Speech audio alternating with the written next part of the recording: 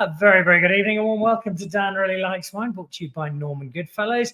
And welcome to the second part of a week that has been focusing on specific varietals. Now, if you watched the show on Monday, it was a show inspired by wine writer extraordinaire Meili Lambert, and a piece she did towards the end of last year on Cinsault, with or without an L, depending on your preference. And so we ran through with a number of terrific winemakers just what has not only made Cinsault so great, but sparked the renaissance in the eyes of both winemakers and those wine lovers who've discovered just how good Cinsault can be. And the key certainly seems to be old vine Cinsault, coupled with winemakers who are really passionate about creating it. But it remains a grape that is very much on the fringe of what South Africans drink. We're seeing more of it come through from older vines, but it's still in small numbers, and it's still an equally small number of people who are buying it and consuming it.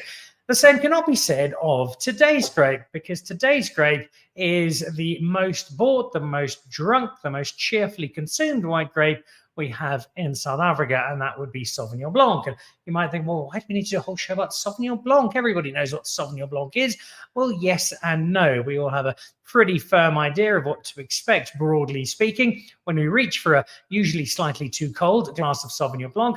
There is a lot more to Sauvignon Blanc than I suspect we often give it credit for, be that the vagaries, nuances of the different terroirs across South Africa from which our Sauvignon Blanc is produced, to the ways in which our winemakers interpret it, not just wooded or unwooded, but some of the other subtleties that allow some of our great producers to take what is, in many cases, a fairly steady, everyday, easy to reach for, nice and chilled on a hot summer's day bottle of wine, and turn it into something that is very much in the premium category. And all of our winemakers on the show today do exactly that. Take Sauvignon Blanc and present it to us as something that is magnificent, something that is age-worthy, and something that reflects the winemaking talent that taps into some excellent terroir and gives us not just some of South Africa's best Sauvignon Blanc, but Sauvignon Blanc to compete with that from anywhere in the world. And so today we've got the godfather of Sauvignon Blanc, Taste Louw from Diemersdal, is on the show today. Also Roger Burton, we've helped him, thanks Duncan Savage, we helped him to make bail, so he's joined us on the show as well today. Then Erika Obermeyer, who's a great favourite of the Dan Really Likes Wine family, especially my kids who adore her.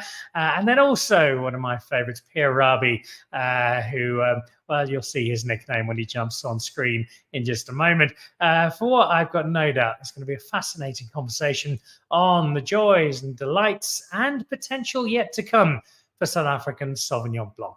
All that in just a moment, though. Before we go there, let's have a quick look at some wine news.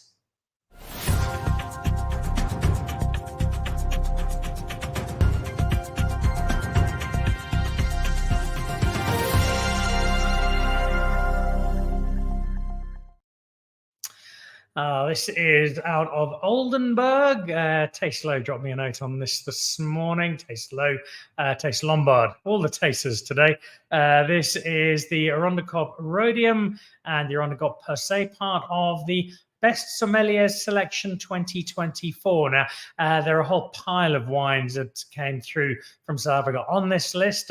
Carl Lambour from Takara sent me through a note just before the show started. I haven't had a chance to look at it, so we'll go into a little more detail on Monday's show with some of the other wines. But this is a rich reward for Oldenburg and for Nick, who's been making wine now for must be about 5 or 6 years at Oldenburg after leaving Warwick. And Nick Van Aard's success is seen in these two wines, the Rhodium and the Rondikop, making it that world's best sommelier selection. That Rondikop speaking to the hill at which the Oldenburg vines fall away. It's a wonderful walk, an hour or so strolling through Oldenburg, and well done to the Helderberg, to the vineyard just down from Takara that has got these two accolades. So congratulations, Oldenburg, and we'll fill you in on a few more come Monday. Then Babylon Sorin is having a pumpkin fun weekend, and who doesn't love a pumpkin fun weekend, including a pumpkin sports extravaganza with the shot put and the carving and the pit spitting, bokdrol, and this might be a vegan version thereof, pumpkin flavored treats, The scarecrow looks like a lot of fun. Good warm-up for later on this year for Halloween. The Pumpkin Fun Weekend, 1st, 2nd, 3rd of March, next weekend. And you can book all of that at Babylonsturen. And it looks like it's going to be huge amounts of fun. So put that in your diary for next week at Babylonsturen, their first ever Pumpkin Fun Weekend. And Harsendal have got a new wine and food experience. Maximum of 12 people in their wine library, a 2-hour tasting extravaganza. Now, this is a lunchtime affair, so for those of you who work mornings only, this will be a great opportunity at Harsendal, which is a very creative space. They're always coming up with something new and different and exciting, and this will guide you through the property, through the wine, through the food, and at £950 a person, given the wine and food you're going to be getting, I think that is a really nice opportunity. 2 hours over lunch at Harsendal. Bookings at harsendal.co.za. And then the Elgin Harvest Festival. Plenty of harvest festivals happening at the moment. We've mentioned a few of them over the last little while. This one is coming up on the Saturday and Sunday, 17th and 18th of March. Particularly focused on the Saturday, the 18th, and just a whole lot of stuff happening. The Cool Wine Shop headlining the Elgin offering. Elgin's just getting stronger and stronger and stronger in recent years, led by people like Paul Kluver and guys like Richard Kershaw making such great wine, Paul Wallace doing wonderful things. It's a really exciting, really vibrant winemaking community, and this is your chance to go and hang out in Elgin that weekend around the 17th of March. It's going to be a really, really good weekend. So look out for that. Elgin on the map and having a great harvest festival that you're all most welcome to join. Now, quite a bit of the Sauvignon Blanc that we celebrate at the moment comes out of Elgin. That cool climate is a wonderful platform from which Sauvignon Blanc is allowed to flourish, but it's certainly not the only one. And today we have got grapes coming from 4 very different corners of South Africa, from Durbanville, from Constantia, from the Agulhas Triangle, and from Groenkloof. And I'll let Erika explain exactly where that is. And let's welcome our all-star quartet of Sauvignon Blanc maestros. Taste Louw from Diemersdal, very warm welcome back to the show. Lovely to have you. Great to have Erika Obermeyer as well. Roger Burton joins us from downtown Constantia, and Pierre, Rabie, who looks like he's a Free State farmer, but is actually one of the keenest and most ferocious legal minds on the planet. So I have to be rather careful about what I say during the course of the show. Guys, welcome. Lovely to have you all on. It's a delight to be able to chat to you, and particularly because the grape we talk about today is one I know you all have a particularly keen interest in. And so bringing the 4 of you together makes for a wonderful panel on Sauvignon Blanc. A grape taste that is, I think, in first place for Diemersdal, narrowly beating Klein Constantia for who's making the most different versions of Sauvignon Blanc at the moment. I think it's 27, 26 by my last count. And that reflects just what a love you have for Sauvignon Blanc. And I want to tap into that in a sec. But if you will, draw us a portrait of Sauvignon Blanc in South Africa 2024. Who's drinking it? Where does it stand? Where is Sauvignon Blanc in your eyes on the South African white wine pecking order? Oh, Dan, thank you. No, I think Sauvignon Blanc, I've actually checked the stats somewhere in this week. It's still by far the variety that's mostly enjoyed by South Africans. Remember, we're a hot country, so we must adapt to our climate also. I think, Sauvignon for me is like, there's so many different styles. There's 5 different styles. Sauvignon has helped a lot of non-wine drinking people get into the wine drinking. It's almost like, this very aromatic styles you're getting. It's almost like the Diemersfontein Pinotage. Remember, there's a lot of people that didn't like that still doesn't like that style. But that style also brought a lot of wine drinkers, new wine drinkers onto the table. And the same with Sauvignon. It's very, if it's grass or even if it's guava or passion fruit, you can identify it. And even a new wine drinker can identify it. I think one of the biggest reasons that people don't drink wine or is afraid of drinking wine because it's very difficult to understand. I mean, even myself, when I go to France, it's difficult to understand the wines and the wine labels and where is this from and what are you drinking now. So I can imagine with a normal consumer what's going through their mind. But still, Sauvignon's now, I think, the second biggest planted variety. So people are still planting it in terms of, if we go back to the vineyards.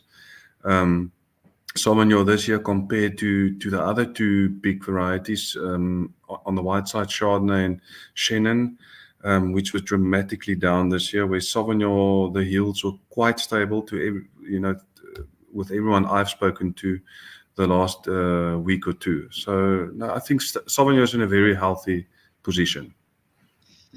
And it's not likely to go anywhere soon. And part of the reason for that is the vast array of options that you have. And we'll talk with all four of you about the different terroir and how that influences it. But you did reference the 5 styles of Sauvignon Blanc.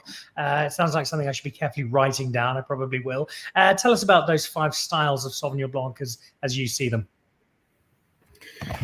Yeah, well, look, there's this very green style, and it's personally not a favorite style for that we like to make. But I mean, I'm not, if it's a well-made green wine, then it's a good wine. I don't like wines that age with asparagus and peas necessarily. So you get the green wines, then you get the more tropical wines, you get the mineral style. Then you get the style almost like Sancerre, which you don't get often in South Africa, that very cassis flavors, and then obviously the barrel fermented wines. But at this stage, I mean, the tropical, the guava, passion fruit, dry fruit, those styles are very popular in South Africa. And they're very popular from Diemersdal. What makes them that? Well, we'll get back in just a moment to the king of the Durbanville region. Let's shift over to Constantia and to Roger Burton. Roger, lovely to have you back on the show. You're in an area for which Sauvignon Blanc is particularly celebrated. And you're one of a number of wineries in Constantia Royale who make some excellent Sauvignon Blanc. You've got previous history in the area with places like Burton, Verwachting. What is it about the conditions, about Constantia, that allows Sauvignon Blanc to flourish and to create a style that has become so popular and so appreciated? Yeah, thanks, Dan. So, yeah, first of all, to kind of follow on with what Tace was saying just now, generally in Constantia, we are making the mineral style and borderline Sancerre style. Tace mentioned cassis, but for me, it's a bit more of that blackcurrant leaf, which is cassis, but it's a bit of a more herbaceous style of cassis. Yeah, we've got to remember in Constantia, we are right next to the ocean, and we've got that southeaster that blows straight onto all of the farms there. So we are pretty cool in the daytime, not so much cool at nighttime. That oceanic, the temperate kind of effect that the ocean gives at nighttime gives us relatively warm nights, actually. But all day long, we're sitting at about 25 to maximum 30 degrees. We had a lot of heat in the last week or two now, and we kind of, we'll get up to about 33 on those real peak moments, but that's about as hot as we get. So, and then, of course, we have a lot of sandstone and granite. We at Constantia Royale have a little bit of a shale influence. We're the only one with shale in Constantia, but that granite makes a huge influence to that mineral style. And my neighbors have the altitude up against Constantiaberg also, so they can grow Sauvignon up to 400 meters there, and that adds to a lovely cold influence also. It also gives us a wine that has helped put this whole Constantia Valley on the map, and quite firmly so. Talk to me about the consensus of making Sauvignon Blanc together, of you guys coming together as a group and sharing this philosophy on turning Constantia into one of the world's capitals of Sauvignon Blanc. Yeah. So firstly, Constantia is a tiny area. I mean, we're only 400 odd hectares in total, which is tiny. It's a small region, and more than half of that is planted to Sauvignon Blanc. So we've kind of earmarked that Sauvignon is the best variety to be grown in the area. As a general, we've got little pockets where we play around with other varieties, but as a whole, Sauvignon Blanc seems to be what flourishes best there. And there's only kind of 9 or 10 of us, and it's a nice sized number to be able to get us around a table at least once a month. So there's a lot of sharpening iron amongst all of us, and we swap ideas. We're quite competitive, but in a nice way, pushing each other all the time. And yeah, I think it just seems to be the perfect number to be able to get ideas across the table. And from my side especially, but I mean, if we're looking at some of the best white wines coming out of Constantia, it seems to be the Sauvignon Semillon category. And that's, you alluded to Wade earlier, but that's where all of us as winemakers come together with Wade, and we try and get each one put some of our best wines forward and create a Sav-Sem style from each parcel in Constantia. And it always seems, I mean, that wine's getting 5 stars every time. It seems to be one of the best performing Constantia wines. And I think the only reason we can hone it in so nicely is, as I said, it's a small region and a small number of winemakers. That Wade Bales wine that Roger refers to there, the Constantia White, is part Sauvignon Blanc and part Semillon, as Roger says, and Semillon will be on the show on the 11th of March. We've got quite a lineup then. Look out for Jean Smith, Jasper Wickens, Trizanne Barnard, Gottfried Mocker, and Gerard Holden all joining us on the 11th of March for Semillon, which is one half of this blend. And I will come back to the Sauvignon-Semillon relationship in a moment. Sauvignon's put Constantia on the map. It's put Durbanville and in particular Diemersdal on the map. It also, I think, Erika Obermeyer, put you on the map for me, because the first time I started to hear whispers of this incredibly exciting young talent who'd broken free from Graham Beck and decided to go out on her own was a Sauvignon Blanc. And I think it was the same vineyards that used to make Sauvignon Blanc out of Graham Beck that you got hold of. You made some wine. Being Sauvignon Blanc was probably the first one you released, and it was a wine that made a lot of people sit up and take notice. Hi, Dan. Lovely to see you. It's always fun to be on the show. Yes, Sauvignon Blanc, I actually owe, I think, a lot of my wine career. It's the wine that made people notice. I was assistant winemaker at Kleine Zalze, then joined Graham Beck in 2005, many years ago, and started to work with this amazing area. So we made the Pheasants Run for Graham Beck, and that wine, I think at some point it was the most successful, most awarded Sauvignon Blanc in South Africa. When I left Graham Beck, I started Erika Obermeyer Wines, and I always aspired to make a wine that tastes a little bit more Sancerre. It is still very much South Africa, but it lent me the opportunity to make a wine that didn't have to follow a commercial trend. And yeah, the Groene Kloof is just absolutely amazing. I mean, in my brand, I can really work with any vineyard. So I chose the Groene Kloof area, specifically the Darling Hills to Hero Sauvignon Blanc. And it's just incredible. I mean, it sits so close to the ocean. But I think the most important thing for Groene Kloof is that it does benefit from the slightly warmer climate. I mean, the Swartland is just a mere 30 minutes or not even 20 minutes away. So it heats up during the day, and that really brings a lot of different varietal characteristics. We just ripen the fruit. I've seen Sauvignons from the Groene Kloof at 15% alcohol, and they're just absolutely beautiful. So just an incredible area and a wine that I really love. Give us a little more detail for the geographically challenged amongst us in terms of Groene Kloof. Where is it? And it's a name that is synonymous with Sauvignon Blanc. So what is it about this area that's allowing people like you to turn grapes from Groene Kloof into such devastatingly good Sauvignon Blanc? Yeah, the Groene Kloof area is pretty unknown, I think, in the broader sense of Sauvignon Blanc. It's just outside the little town of Darling. It's about 1 hour and 3/4 from Cape Town. So it's an easy drive, the most tranquil, little, beautiful village. It's one of the most amazing places to visit.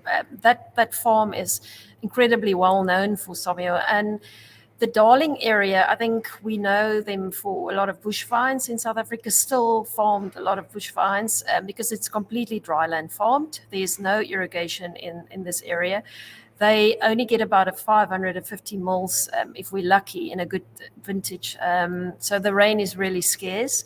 And it sits about 12 kilometers from the Atlantic Ocean. Fontein is just around the corner. When I visit the vineyards, the dogs go with, and we go play in the Fontein ocean. So it's very cold. 12 kilometers. It's on about 360 meters above sea level. And if you fly across that area, they talk about the red tongue. So it's this deep red Hutton soils, very iron rich, that is on that Darling Hills. And it's just the most amazing place to grow Sauvignon. So just outside of Malmesbury, I think we see these red soils a lot around there. And I think that's also one of the main characteristics you find on the Groenekloof Sauvignons, that they're so broad palate. There's so much weight and texture on these Sauvignon Blancs. And that is from those iron-rich soils. An area that was only used for wheat up until the early 90s. So I worked with one of the oldest vineyards there, planted in 1997. So fairly young in terms of Sauvignon Blanc in South African Sauvignon Blanc, but just amazing area and worth a visit. Not only putting a smile on my face by being on the show, Mark Allen watching the show. Yay, good to see Erika again watching on Instagram, where we now sit as well.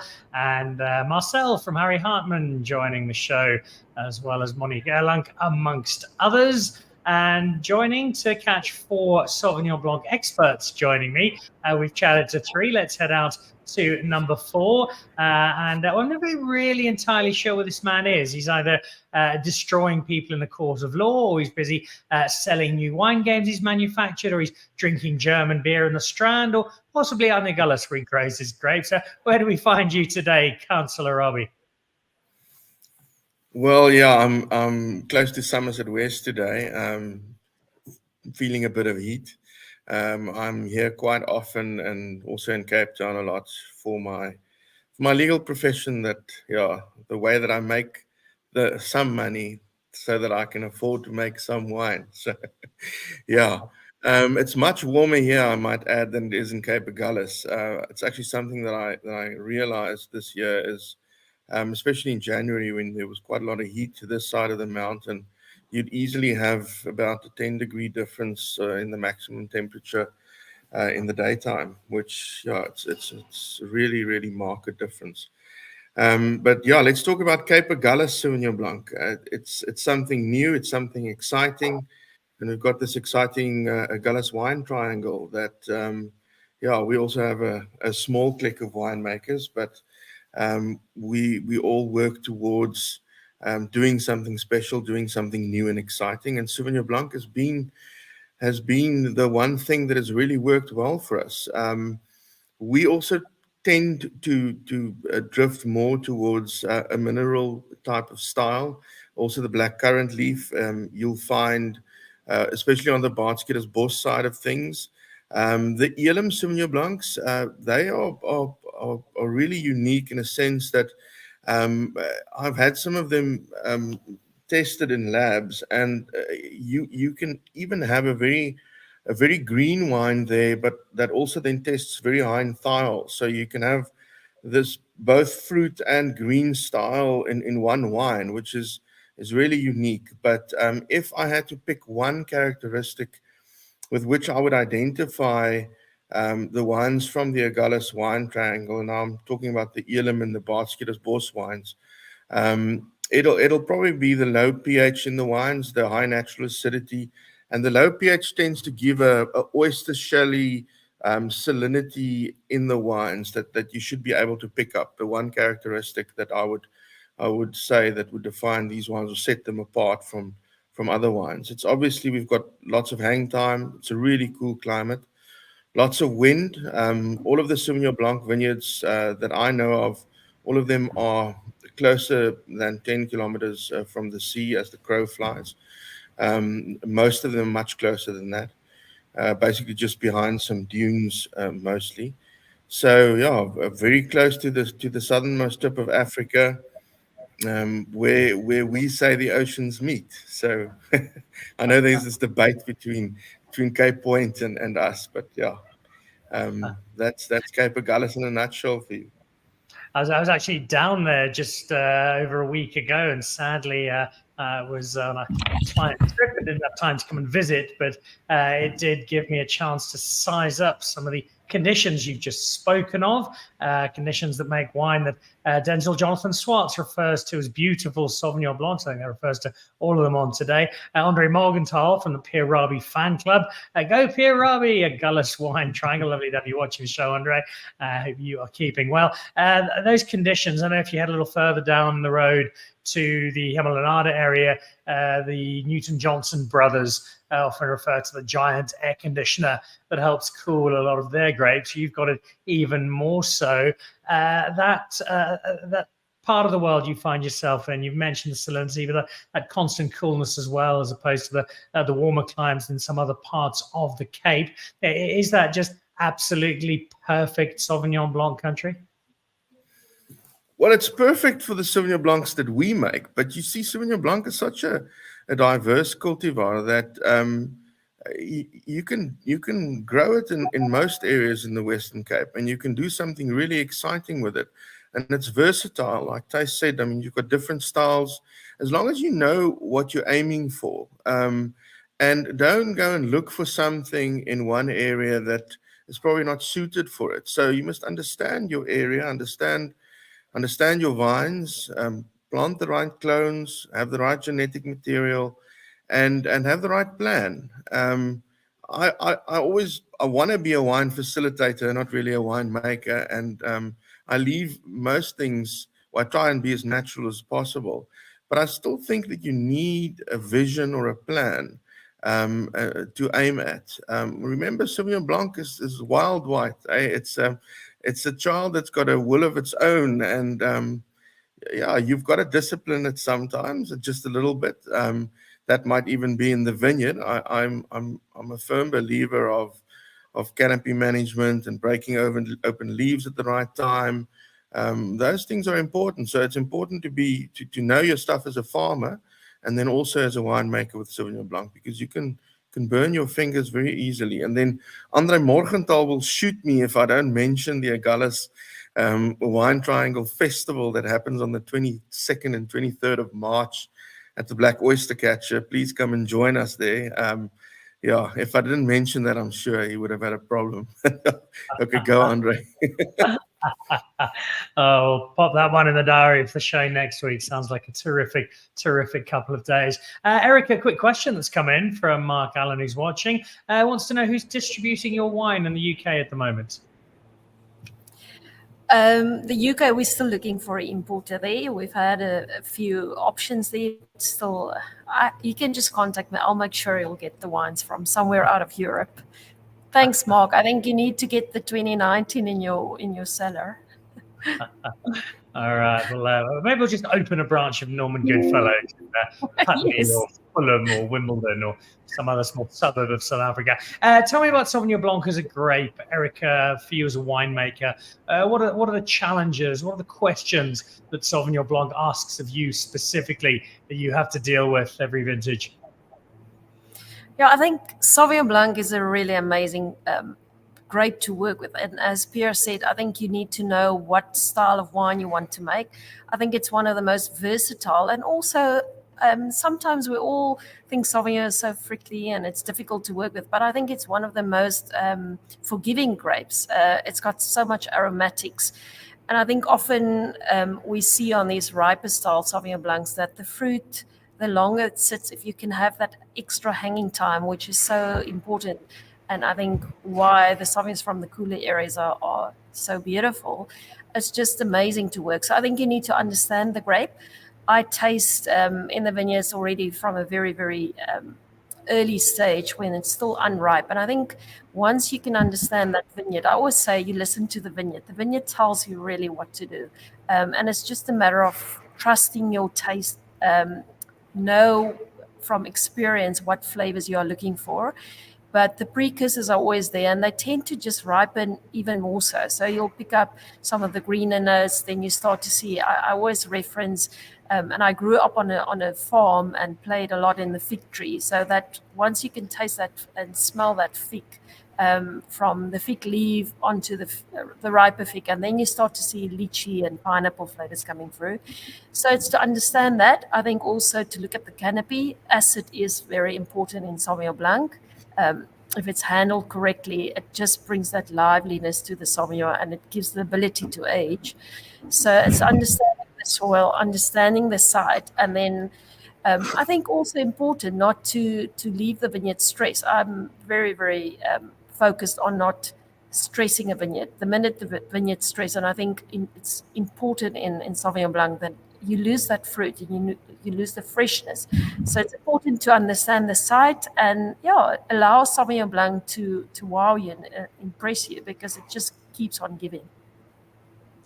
And it gives in a variety of ways, as we've already discovered on the show so far. And Taste, for you, it gives not just Diemersdal, but all of Durbanville so much of a signature. Broadly, what is it about Durbanville that gives you this platform? And then for you in particular, what dictates what goes into a particular bottle to make a particular style, to give you a particular expression of that Sauvignon Blanc? Yeah, Dan, I think what makes Diemersdal unique, or Durbanville, certain pockets of Durbanville, I think people forget or always think that Sauvignon Blanc needs to stand very close to the ocean. Remember our coldest town is Sutherland, which is very far off the ocean. And even Sancerre, if you go to Sancerre, I think it's a 4-hour drive to the ocean. So yes, the ocean has advantages, but you must also look for the cooler pockets. Remember, the best wines in the world are made in regions where the night temperatures are very, very cold. And I think a lot of people tend to forget that. And I think what makes Diemersdal very unique is, and the 2-3 farms around us, it's very cool at night. Really, we cool down dramatically. And that's what making New Zealand so unique. In harvest time, they cool down to about 8 degrees, where we is now sitting at 15 degrees. And you must also remember, the closer you go to the ocean, the less your day and night temperature will differ. So I think it's you must always try to find a perfect balance between a day and night. So there's a lot of people that's just running for the ocean, and that's not necessarily say that's the best climate. Where we are also situated about, like Erika said, in Darling, I think they're 12 or 13 kilometers. We're sitting just under 14 kilometers from the Atlantic, but we're sitting with very cool night temperatures. And I think what makes us a big part of this region, I think about 70% still is unirrigated. I'm a very firm believer of unirrigated vineyards. The best wines in the world is made with unirrigated vineyards. I'm cool night temperature is a main thing for me for Sauvignon, and I always try to find unirrigated vineyards wherever I can. And then, luckily we've got, in terms of Sauvignon, we have some scale. So we have quite a few hectares, so we can do a little bit of experiments and different clones and different harvest dates and, barrel fermented or whatever. And we've just bottled our first wines in the wine globe, wines that was made in the glass pots, and I must say it is pretty amazing. I think probably the best Sauvignon we've ever bottled on the farm. So we are going to release that in about a year's time. Yeah. Best Sauvignon ever bottle. It's kind of like Rory McIlroy saying he's just had his best round of golf. This is one to really look out for. Heidi Dominy's certainly excited. How exciting! Cheers to the first stars of 24. Lovely to have you watching the show, Heidi. Hope your year's off to a flying start. Tace, tell me a little bit about wood and Sauvignon Blanc, because I'm getting more examples of Sauvignon Blanc touching down in the Dan Really Likes Wine cellar that have got a splash of wood. If I look at, I think it was last year's Sauvignon Concours Mondial, 3 of the top 4 South African performers had some wood to them. What's the role of wood for you? Where does it stand? Is it something that Diemersdal embrace in terms of telling the Sauvignon Blanc story? Yeah, Dan, no, definitely. I mean, it's definitely a category that's growing dramatically. We've got 2, and we every year we increasing the production dramatically, and then every year we run out before the new vintage. I mean, that's obviously a nice to have. But if you go and look at the last 5 years of all the hooded Sauvignons that's entering the market, and how well they made and how good the quality is, it's just fantastic. I mean, you know, if you look at on a commercial side and you see the Schote Post Sea Salter, I mean, that's one hell of a great story. I mean, they're on every single wine list. It's a decent price they're getting. And it's I think 40% barrel fermented. So you get this style that's now very popular. It's the slightly barrel fermented, then blended with unoaked, or you get just a well-made barrel fermented Sauvignon Blanc. And I really think the South African producers are doing a fantastic job on that. It's also an element that can help wines to age as Sauvignon Blancs, but it's not absolutely necessary. Because, Pierre, if I look at your friends down the road at the Black Oyster Catcher, one of the wines I not only delighted in most in 2023, but also had a great deal of fun giving to people as a blind tasting at dinner, was a 2013 Black Oyster Catcher Sauvignon Blanc.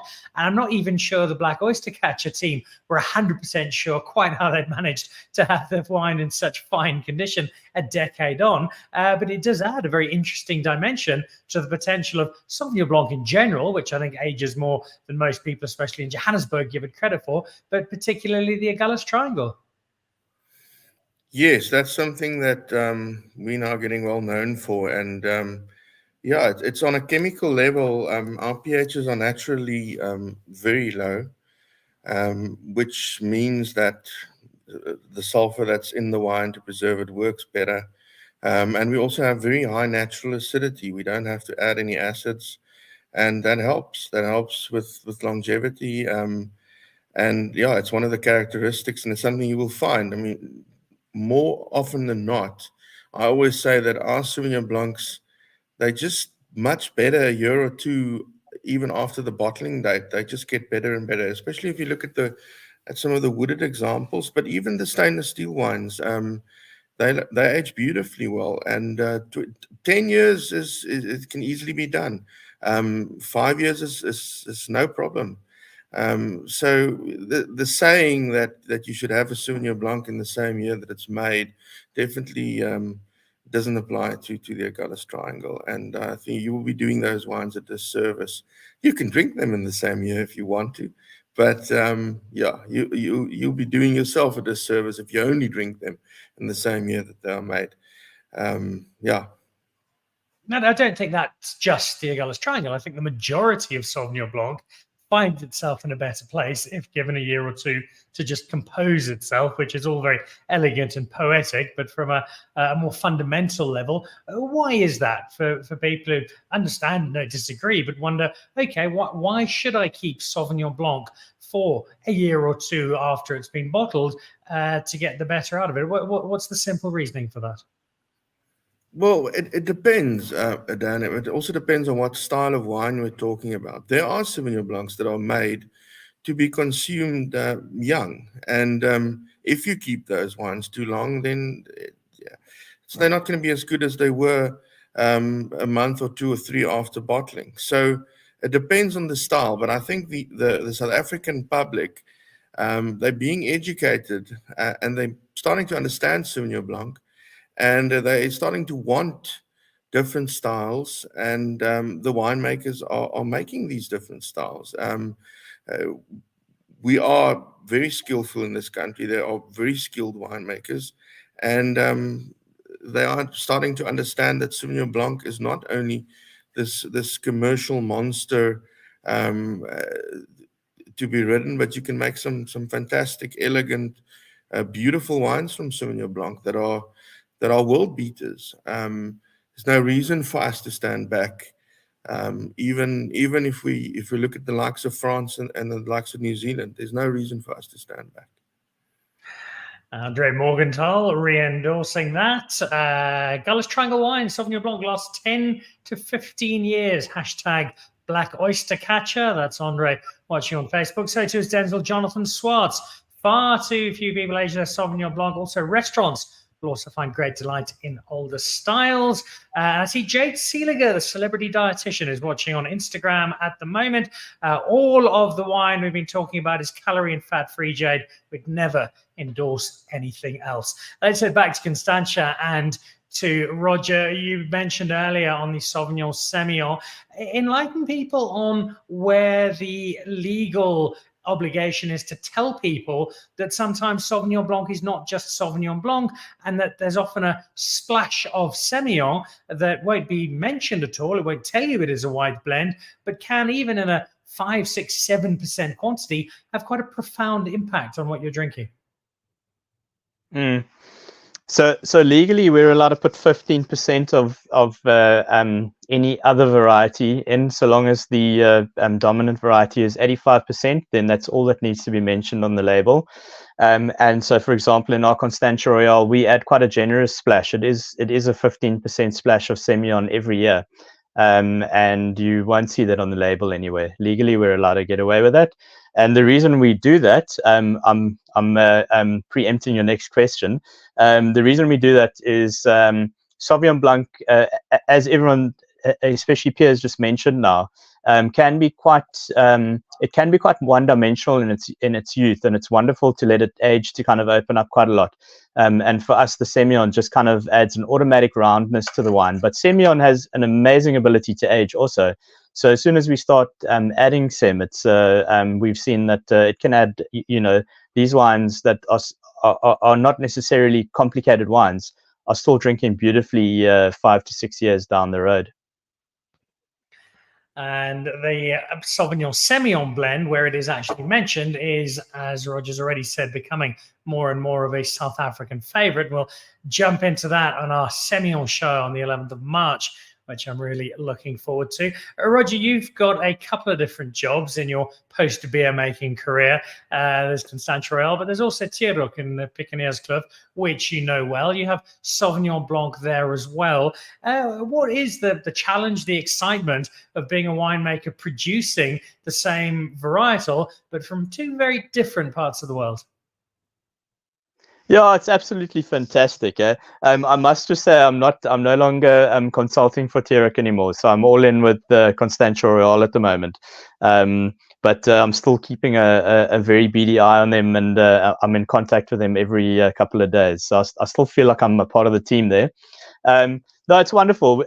As we said, Sauvignon Blanc, it could be one of the most versatile grapes, and often it's just not regarded as such. But I get a kick out of, I just love the fact different soils, different altitudes, and I've never tried to kind of create one style. I just love, the reason why I've always had different jobs is I love diversity. And I get a massive kick out of that, and being able to make these different parcels, even at Constantia Royale. As I mentioned, I've got a shale block, I've got a granite block. It's granites on the east-facing side, and the shales on the west-facing side, and we make two totally different styles in the cellar, and we can blend the two. We can keep them aside. It's just fascinating to work with different parcels. Those parcels will develop into our 2024 vintages, which leads us into the final stretch of a show that has flown by. Pierre, Rabie, 2024 harvest, what is the vintage looking like? How excited is the bearded legal eagle? Very excited about 2024. much better for us than 2023. It's about 10 to 14 days earlier. Think of the heat we got in January, pushed it a bit earlier. At Periwinkle, we're going to start harvesting on Monday, the 26th. So yeah, holding thumbs, getting everything ready for the big harvest. I actually checked my records this afternoon, and last year we picked about 10 years later. 10 days later. I actually got my Louw grapes. I also bought some grapes from them last year. I got those grapes in on the 26th last year. And they generally are about 10 to 14 days earlier than we are. So even within our Gullis wine triangle, we've got such a lot of diversity. And it's really nice. In 2022, I made 2 Blanc Fumés, the one from the Louw grapes and the one from the Giant Periwinkle grapes, and they are so different. But there is this thread of minerality and this current and salinity that runs through them all. So they are all brothers and sisters, but they're not the same person. They are very different. But yeah, grapes are healthy. Everything is looking great. We're ready to go and do something fantastic in 2024. One of my very favorite things about the South African wine industry, how despite many vintages behind them, our wine producers still get so excited every year. It's a wonderful, wonderful part of it. Just also as a small detail, Ronaldo, I'll ask you to bring Hagrid's shot back up there, just so everybody can see.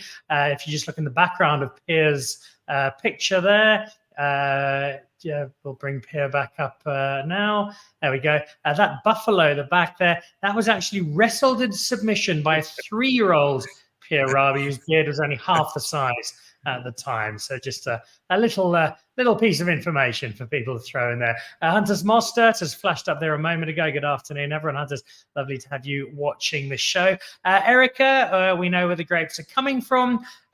We know that they are one of your hallmarks. How is 2024 looking, and how soon do we see them?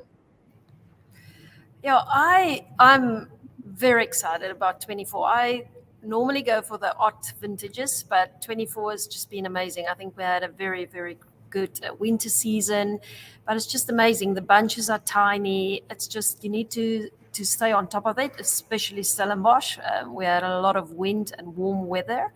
So we looking at harvesting Cabernet Sauvignon already next week. We only started with Sauvignon Blanc last week. So it's just, it's crazy that Stellenbosch is so much earlier.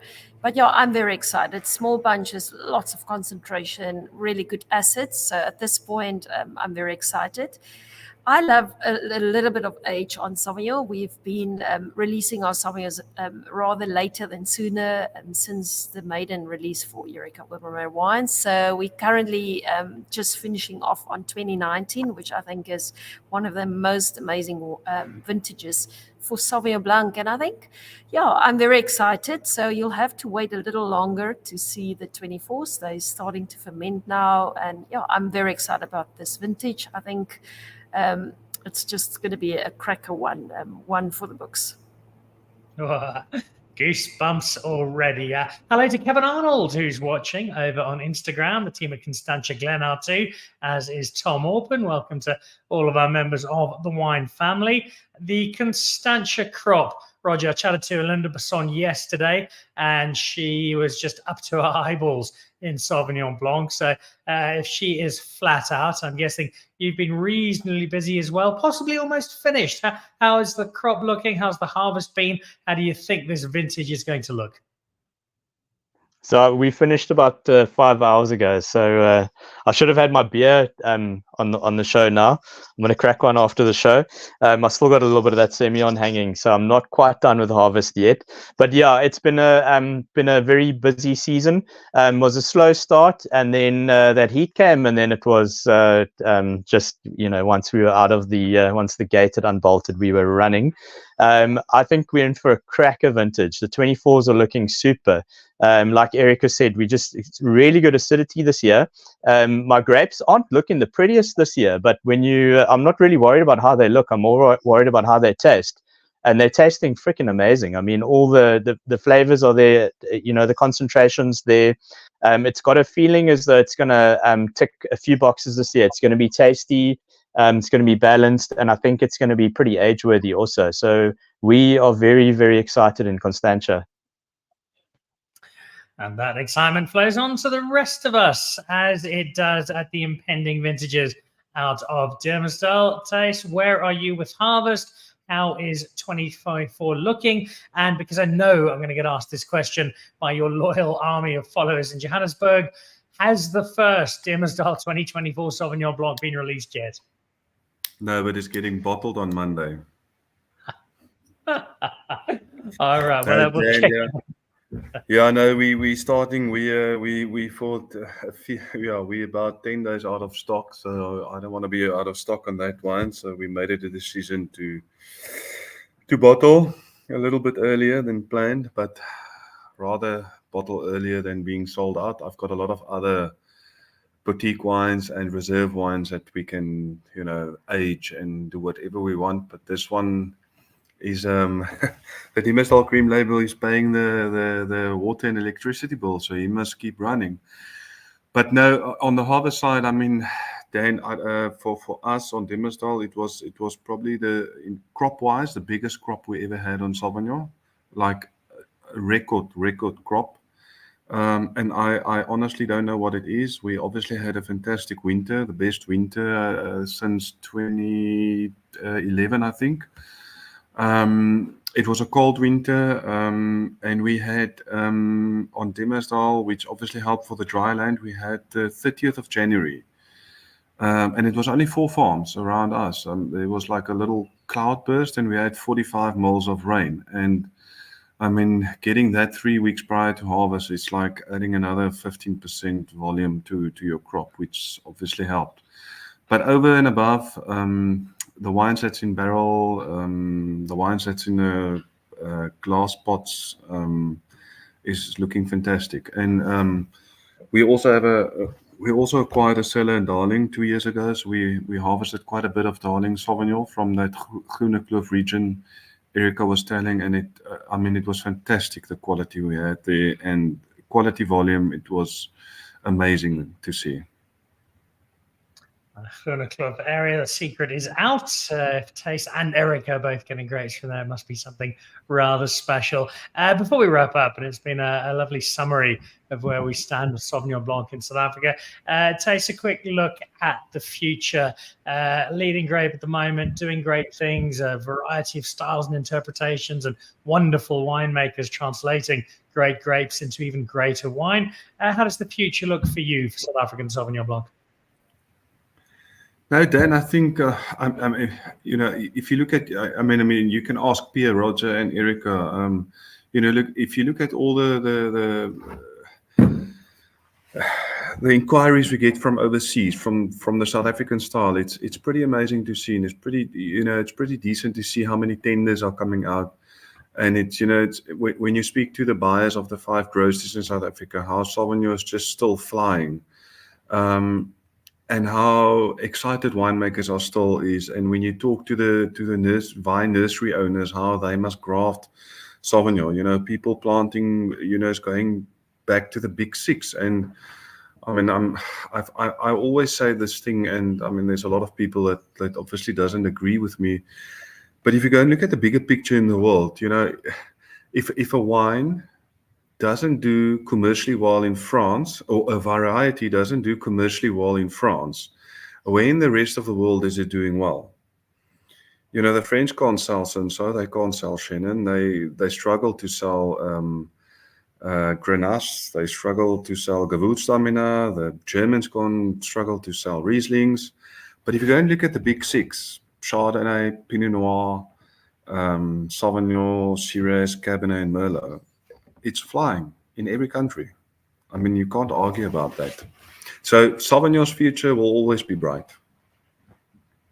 Numbers are there. Those numbers are backed up by some extraordinary wine talent making some terrific wine. And I think the big takeaways from today's show, other than look out for Sauvignon Blanc with a bit of wood and don't drink it instantly, as well as temperature, which we barely touched on, we'll have to do that, is that Sauvignon Blanc does have so much variety to it. And if you've had a Sauvignon Blanc and maybe weren't convinced, well, it's pretty much that you just didn't have the right Sauvignon Blanc. And keep trying, and it won't take you too long before you find the right one. Guys, to all of you, thank you. It's been fascinating getting 4 terrific interpretations on the world of Sauvignon Blanc.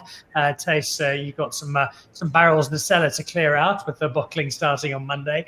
So best of luck with that. Erika, Roger, thank you both very much for being part of the show as well. And Pierre, you will be back on the show soon, because you've basically got Wine's Answer to Monopoly, which has come out and is gaining traction. So aside from being what sounds like the combination of John Grisham and Michael Frijon writing up a mythical character, the lawyer who makes wine, you've also got this great tasting game, which we're going to be playing on the show just as soon as I've grabbed my edition and worked out how on earth it works. Guys, thank you all. Best of luck for the 2024 harvest, taking it into bottle. Thanks for sharing some Sauvignon Blanc philosophy. And just as soon as those 24s are ready, look forward to not just trying them out, but raising a glass to 4 great South African wine champions and the terrific Sauvignon Blanc you give us. So thank you all very, very much indeed. Thanks, Dan. Thank you. Have a good one. you. So there we go. Taste Louw out at Diemersdal, home of a whole range of Sauvignon Blanc, including New Zealand Sauvignon Blanc. We're not only beating them at rugby, we're beating them at wine as well. Erika Obermeyer, I don't think she's ever got anything less than 6 stars from John Platter for a wine. Roger Burton, the quiet king of Constantia, and Pierre Rabie, lawyer by day, winemaker extraordinaire by night, and completing our quartet of guests. Sauvignon Blanc, it really is in a very, very strong space indeed. And that range of variety and interpretation driving the fact that it remains such a popular part of our wine drinking array in South Africa. That does it for us for today. We'll be back with a show on Monday where we look at the side hustles, guys who've got day jobs but also have part-time ones, and not a lawyer and winemaker as with Pierre, but instead Albert Beerslaar joins us at Canon Cop, still for now, till August or thereabouts, but he also has his Beerslaar range. The Pilgrim wines from Henry Kotzer, who's also the man behind Bilderbosch. Justin Van Wyk, just up the road from Roger at Constantia Glen, he's got the Van Wyk family wines, and the new man at Dulhof, Rutger Van Wyk, who has his Karatara range, which sounds vaguely Maori, but is actually a reference to the river he grew up on in the Cape. So they're all coming up on the show on Monday. Pencil in that show from the 11th of March. That's our Semillon special. And if all goes according to plan, we might be coming to you somewhere very, very interesting on the 4th of March. But I'll give you a little more detail closer to the time. Thank you for joining us. Thanks to everybody who's been watching the show. Keep drinking South African wine. Keep supporting South African wine. We'll see you back on Monday. Goodbye.